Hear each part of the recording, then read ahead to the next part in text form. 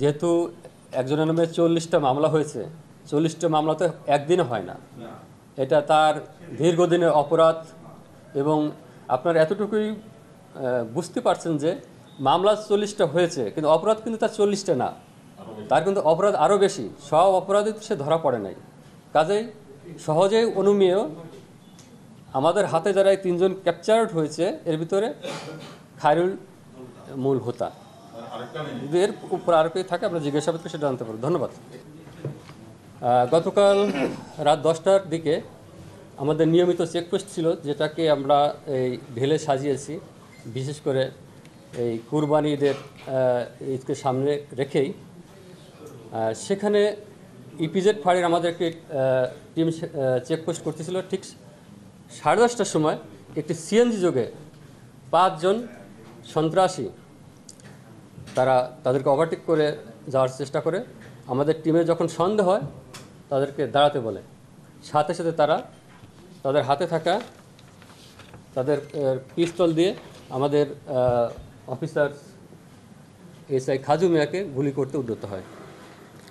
আমাদের আরেকজন ফোর্স তাকে পিছন থেকে জাপটে ধরার পরে অন্যরাও তাকে ধরে ফেলে এবং অস্ত্র তাক করা অবস্থায় আমরা তাকে অ্যারেস্ট করি। আমরা 3 জনকে অ্যারেস্ট করতে পেরেছি এবং সাথে আরও 2 জন ছিল। অবাক করার বিষয় হচ্ছে যে এই 3 জন সদ্য জেল থেকে তারা বের হয়েছে। তার ভিতরে 2 জন, একজন রাকিবুল হাসান রিয়াদ, একজন সোহাগ মোল্লা, গতকাল সন্ধ্যায় তার জেল থেকে বের হয়েছে। সন্ধ্যায় বের হয়েই তার রাত্রে এই অপারেশনে বের হয়।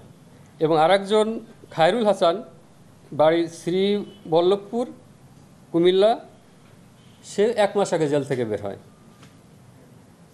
বাকি 2 জন যারা পলাতক আছে তাদের সম্পর্কে আমরা তথ্য নিয়েছি, তারাও সন্ত্রাসী।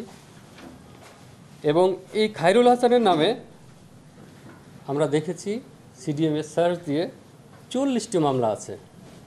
এই মামলাগুলো ডাকাতি, ছিনতাই, খুন, ধর্ষণ এবং মাদক মামলা। এবং রাকিবুল হাসান এর বাড়ি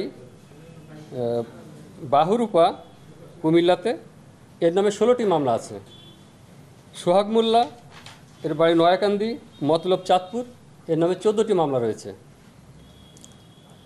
আমরা জিজ্ঞাসাবাদে জানতে পেরেছি এদের উদ্দেশ্য ছিল গরুরহাটে ডাকাতি। আমরা এর সাথে আরও যদি কেউ জড়িত থাকে তাদেরকে গ্রেপ্তার করে আমরা বিজ্ঞ আদালতে প্রেরণ করার ব্যবস্থা করছি।